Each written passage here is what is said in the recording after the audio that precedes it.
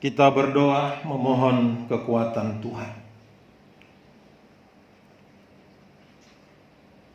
Bapa yang Maha Kuasa dan yang Maha Murah, karena kehidupan kami terletak di dalam hal mengerti benar-benar akan firman-Mu, kami mohon kepadamu, berilah supaya hati kami dibebaskan dari segala barang duniawi, sehingga kami dengan rajin dan percaya dapat mengetahui dan mengasihi hukum-Mu dan hidup sesuai dengan hukum itu untuk hormat dan kemuliaan-Mu oleh Yesus Kristus Tuhan kami.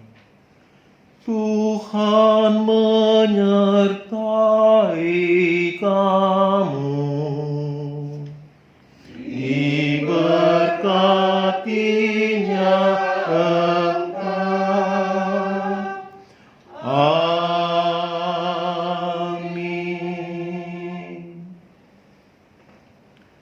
Pembacaan firman Tuhan hari ini, marilah kita mempersiapkan dengan Alkitab masing-masing, yaitu dari pertama Yohanes pasal 5. Pembacaannya mulai dari ayat 1 sampai dengan ayatnya yang kelima. Pertama Yohanes 5 ayat 1 sampai 5. Kita akan membacanya secara terbagi dua, khusus untuk ayat 4 dan ayat 5.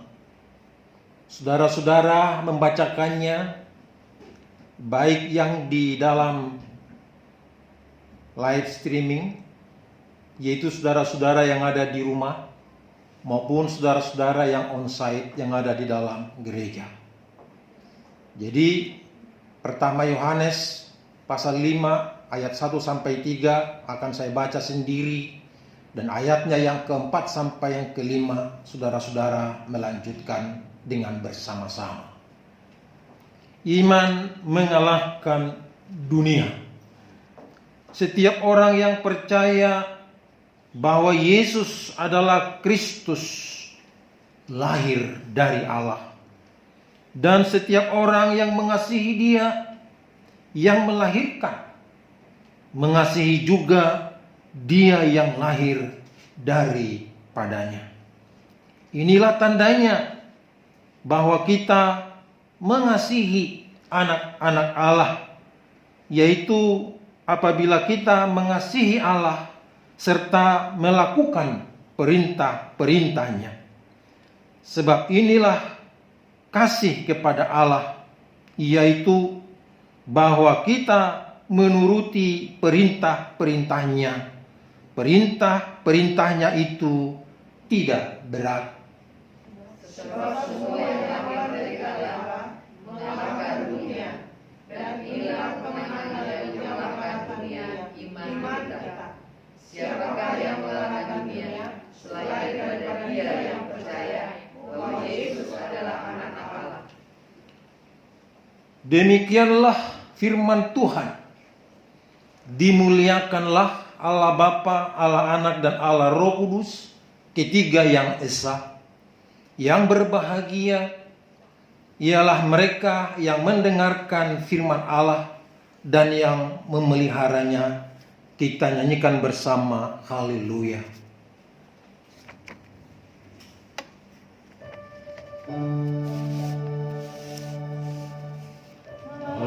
Haleluya, haleluya, haleluya.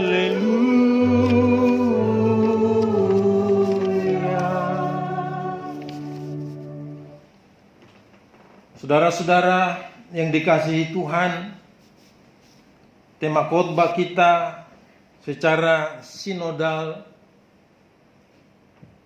menyapa kita, meneguhkan kita, memperbaharui kita, bahkan memberkati kita. Tapi untuk memperoleh semua itu. Mari dari mimbar ini saya mengajak saudara-saudara khususnya yang ada di rumah masing-masing, tidak lagi melakukan gerakan-gerakan tambahan selain dari fokus mendengarkan firman Tuhan. Saudaraku yang kekasih di dalam Yesus, lihatlah tema kita begitu eloknya dan begitu dahsyatnya. Tema kita mengatakan makna kebangkitan dalam seri yang kelima, kemenangan yang mengalahkan dunia. Tema ini disoroti dari bacaan firman Tuhan yang bersama-sama tadi Bapak Ibu Saudara-saudara bacakan, yaitu mulai dari ayat 4 sampai ayatnya yang kelima. Untuk lebih terberkati kita, marilah saya akan baca ulang sekali lagi ayat 4 sampai ayat 5. Dikatakan demikian, sebab semua yang lahir dari Allah mengalahkan dunia. Dan inilah kemenangan yang mengalahkan dunia, iman kita. Siapakah yang mengalahkan dunia selain daripada dia yang percaya bahwa Yesus adalah anak Allah? Saudaraku yang kekasih di dalam Tuhan Yesus Kristus, sebagai orang percaya, sebagai orang yang beriman, kita mesti tahu bahwa di dalam hidup ini disamakan dengan pertandingan. Hidup ini dibagaikan atau diilustrasikan dalam sebuah pertandingan. Kalau dengan memahami pertandingan, maka kita mesti tahu sifat-sifat pertandingan. Saudaraku yang kekasih dalam Tuhan, ada 3 sifat atau ciri dari sebuah pertandingan. Ciri atau sifat yang pertama ialah menang. Ciri atau sifat yang kedua ialah kalah. Ciri atau sifat yang ketiga ialah draw. Kalau dikatakan menang, berarti dia lebih unggul. Berarti dia lebih siap. Berarti dia serius berlatih.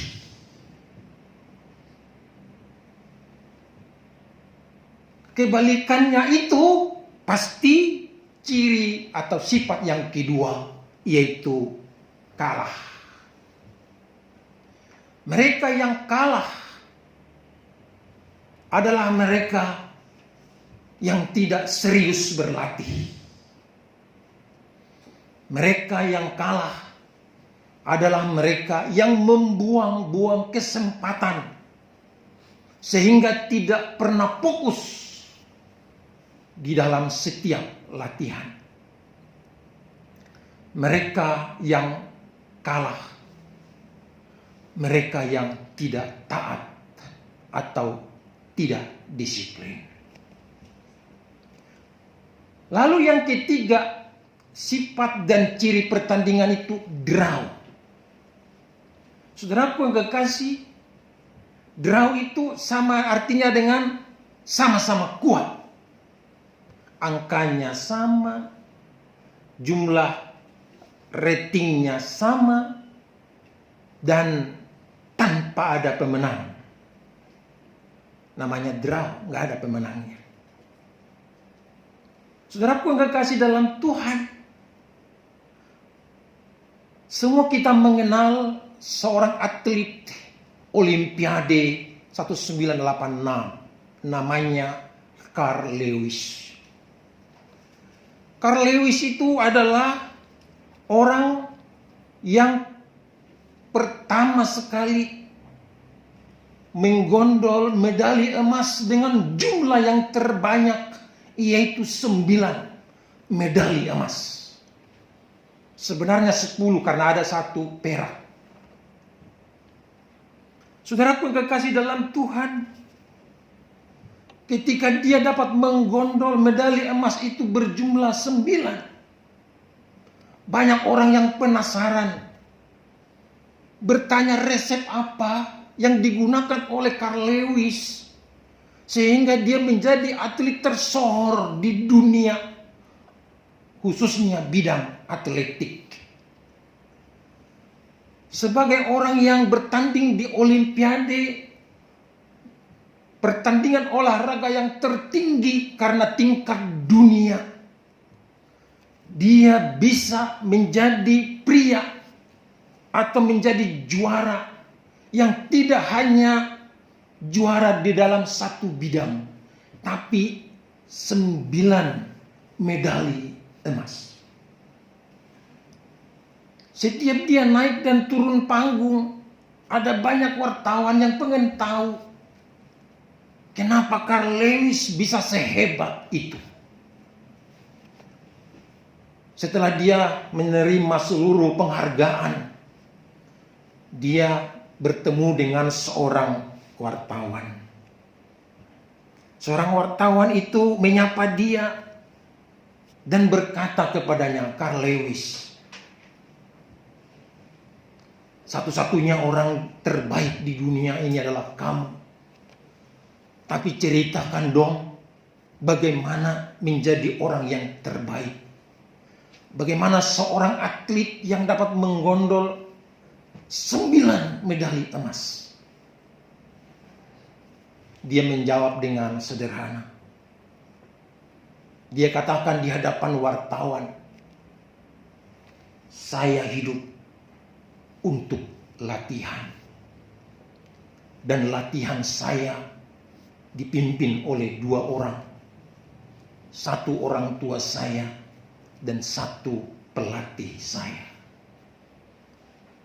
Saudaraku yang kekasih dalam Tuhan Yesus Kristus, Carl Lewis ketika diumumkan di sebuah panggung terhormat, dia mengatakan bahwa keberhasilan yang saya peroleh atau kemenangan yang saya miliki tidaklah secara instan dari pribadi saya, tapi karena ada bapak saya dan ada pelatih saya, maka saya taat dan mengikuti apa saja yang diperintahkan buat saya. Saudaraku yang kekasih di dalam Tuhan Yesus Kristus, di gereja ada orang tua dan ada pelatih.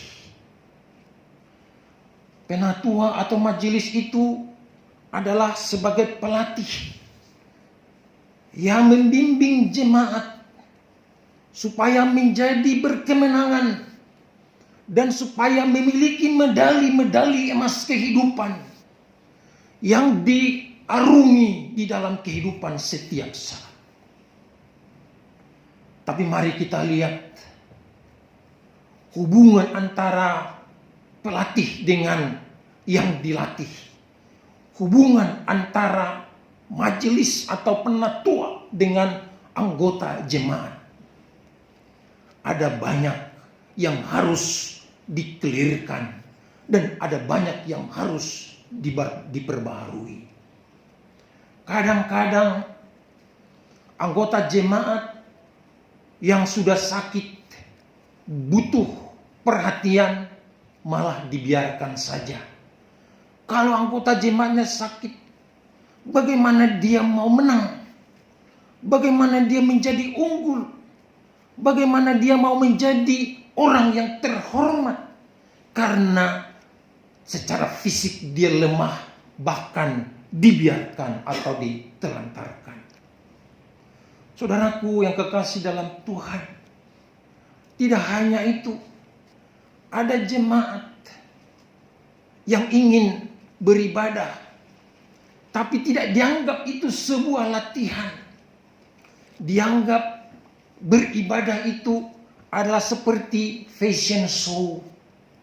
Sehingga kalau dia ibu-ibu atau wanita, dia pergi ke salon terlebih dahulu dan tidak berberat hati membayar uang salon sekitar 100.000 sampai dengan 150.000.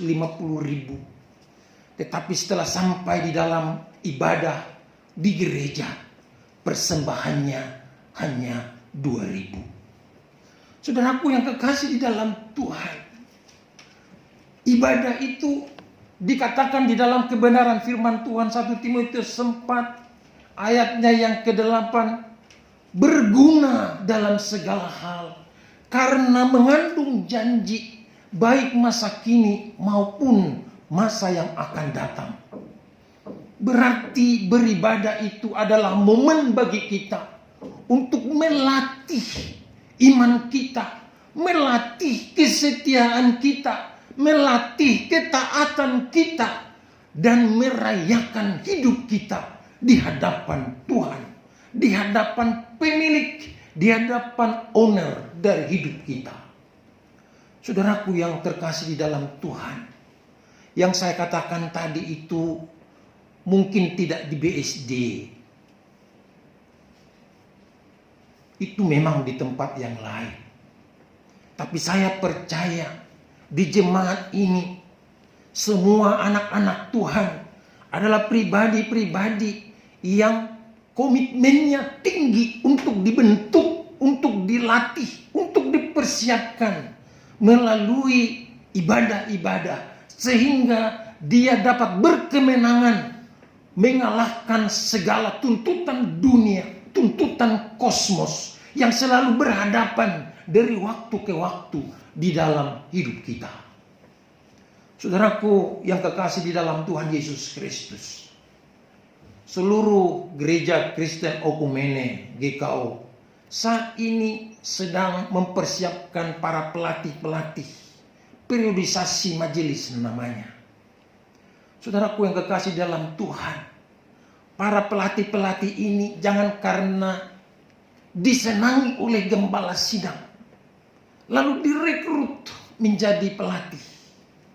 Karena terlalu banyak data yang kita lihat, situasi yang nyata terbentang, setiap keinginan-keinginan hati untuk mempersiapkan pelayanan ini tanpa menanyakan keinginan dan maksud Tuhan, suatu saat maka tidak akan ditemui pemenang-pemenang dari dalam gereja. Tidak sedikit gereja menjadi tempat berdebat, bukan lagi merayakan hidup kita di hadapan Tuhan, sehingga banyak anggota gereja datang kosong, pulang melompong. Saudaraku yang kekasih di dalam Tuhan Yesus Kristus, hari ini firman Tuhan menempatkan kita sebagai orang yang memiliki, yaitu orang yang menang dan mengalahkan dunia. Satu hal yang harus kita syukuri. Selain kita syukuri, harus kita pahami. Selain kita pahami, harus kita terapkan. Kita disebut anak Allah. Saudaraku yang kekasih dalam Tuhan Yesus Kristus, bacaan kita hari ini sangat sempurna, mengingatkan kita bahwa kita disebut anak Allah. Kalau kita disebut anak Allah, maka Dia adalah Bapa kita. Hubungan kita telah digaransi di dalam Yesus Kristus yang berkorban dan mati bagi kita. Kita disebut anak karena ada yang berkorban untuk memindahkan kita dari kehinaan kepada kemuliaan. Poin ini tidak hanya sebagai pengetahuan saja, tapi poin ini mesti kita hidupi, kita praktekkan. Kalau sebagai anak Bapa, berarti kita memiliki kemiripan dengan Bapa kita. Kita nggak mungkin menjadi anak tetangga. Kita tidak mungkin menjadi anak orang lain. Karena kita anak Bapa yang mirip dengan kita. Di mana letak kemiripan itu? Saudaraku yang kekasih dalam Tuhan Yesus Kristus, kemiripan kita antara anak dengan Bapa ialah di karakter itu, di perilaku itu. Disitulah kemiripan kita. Jadi tidak boleh mengenal gagal dan kalah, apalagi draw.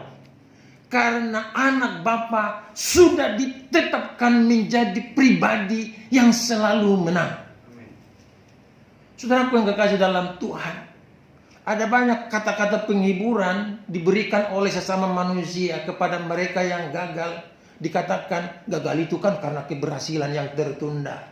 Saudaraku yang kekasih dalam Tuhan, kamus itu tidak boleh ditarik di dalam kehidupan kita sebagai anak Allah, anak Bapa. Karena kita tidak pernah ditetapkan untuk gagal, tapi kita ditetapkan untuk menang. Menang kepada siapa? Menang mengalahkan dunia. Saudaraku yang kekasih dalam Tuhan, tapi pada banyak orang sebagai anak Bapa, sebagai anak Allah, sering sekali tidak berdaya dengan dunia. Contoh,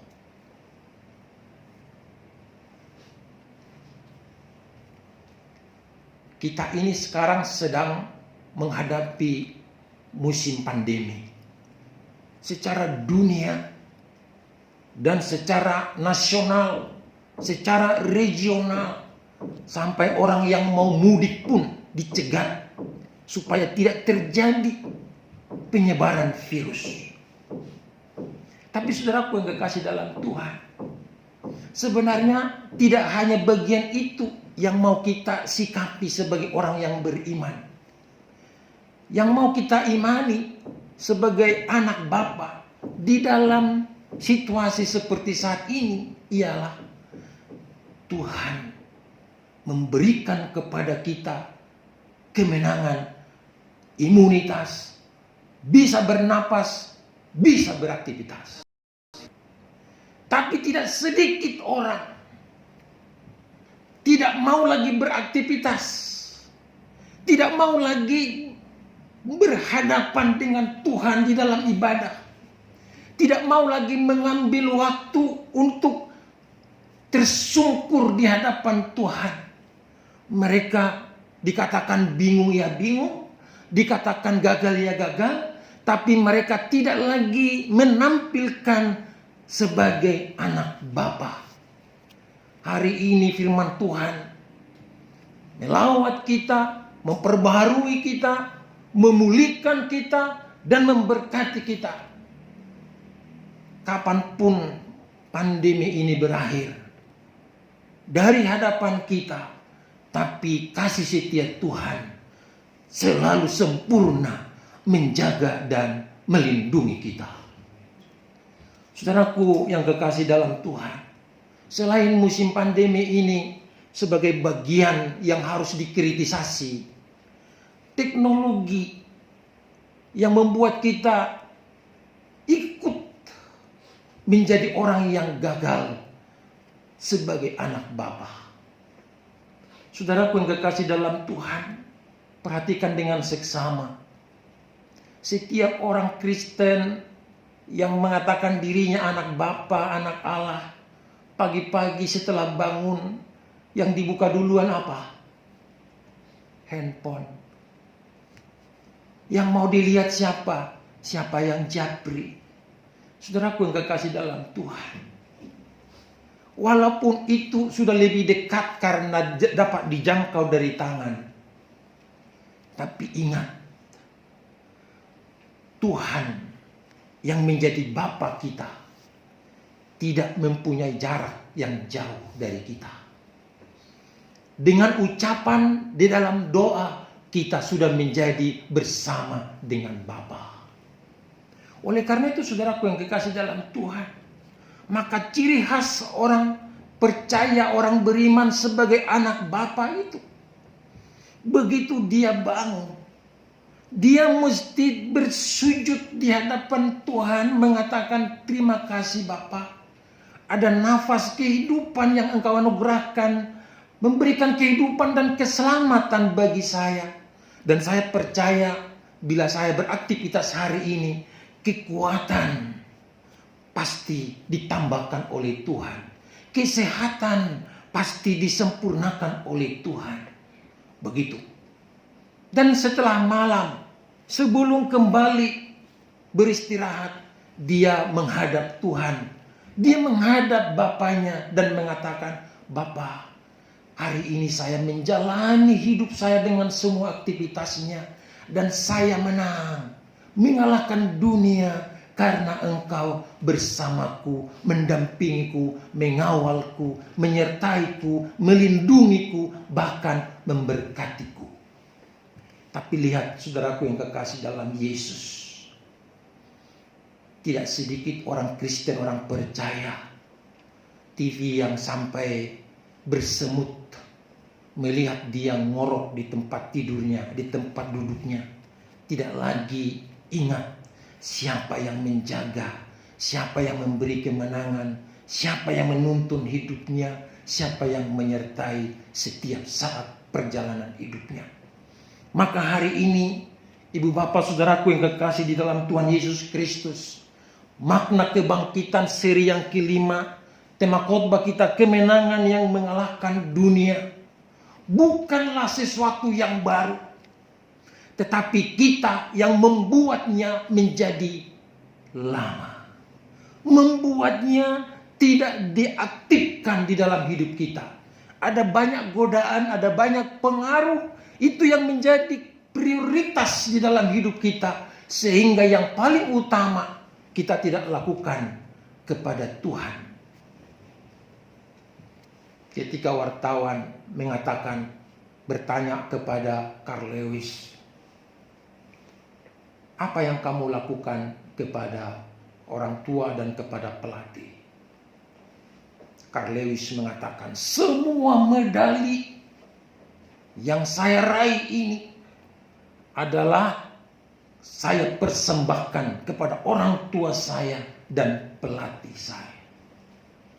Saudaraku yang kekasih dalam Tuhan, orang yang disiplin, orang yang taat, tidak pernah jatuh ke dalam kesombongan atau keangkuhan. Selalu dia tahu mengucap syukur kepada siapa dia membuat dia sukses dan berhasil dan berkemenangan di tingkat olimpiade, pertandingan tertinggi yang bersifat internasional. Alangkah baiknya renungan khotbah kita hari ini menyapa kita, memperbarui kita bahwa kita adalah anak bagi Bapa, anak di dalam pelayanan di dalam gereja. Maka ketika kita menang mengalahkan dunia, ingat satu hal, mengucap syukur. Mengucap syukur atas segala kebaikan, atas segala kesempatan, atas segala anugerah, atas segala kemurahan yang kita terima. Jangan terbiasa menjadi anak yang sungkan, menjadi rendah hati. Jangan terbiasa menjadi orang yang sombong dan tinggi hati. Tapi karakter anak terhadap Bapa, terhadap Allah ialah kerendahan hati. Saudaraku yang kekasih dalam Tuhan, bukankah ini yang dilakukan oleh Yesus Kristus? Dia taat sampai mati, sehingga Allah mengaruniakan nama di atas segala nama kepadanya. Saudaraku yang kekasih dalam Tuhan, kita mempunyai kesempatan dari Tuhan untuk meraih kemenangan demi kemenangan. Tetapi jangan kemenangan itu yang sudah diraih dengan begitu luar biasa menjadi tidak bernilai di hadapan Tuhan karena menyombongkan dan mengangkuhkan diri. Mereka yang menang menang atas seluruh pencobaan-pencobaan dalam hidup, menang atas segala pergumulan dan tantangan problema kehidupan. Dia adalah orang yang mendapat pertolongan dan kekuatan dari Tuhan. Maka kemenangan yang diperoleh itu harus dikembalikan dalam tanda ucapan syukur kepada Tuhan. Maka gereja tidak boleh ada miskin di gereja.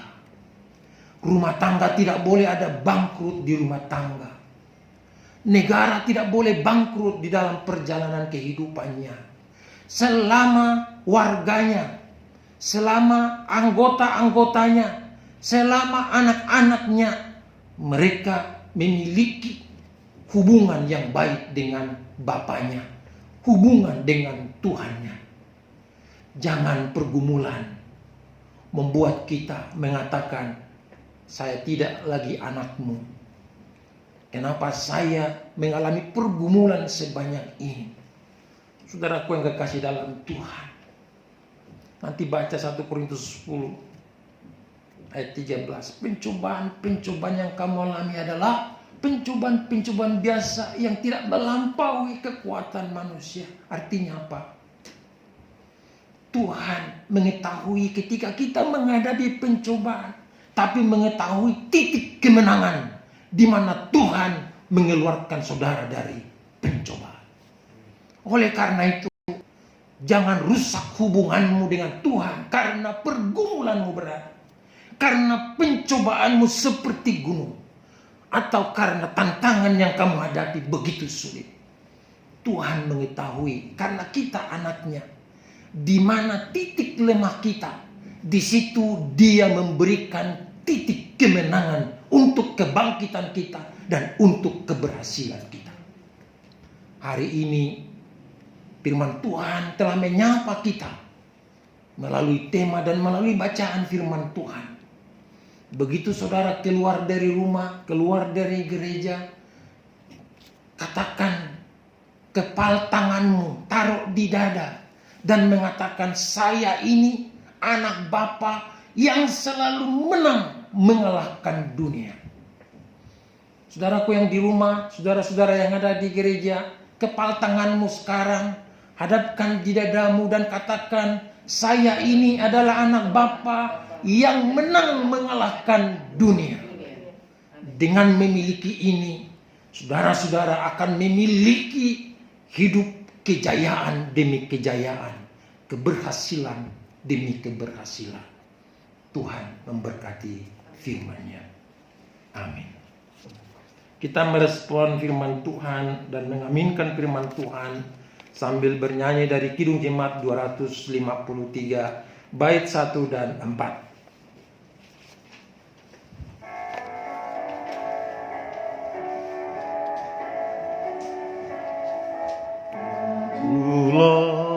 Majulah, maju dalam terang permai, dan nyalakanlah pelita, menantikan mempelai. Sumber hidup hanya Dia, umat Tuhan masuk pintunya. Majulah, majulah,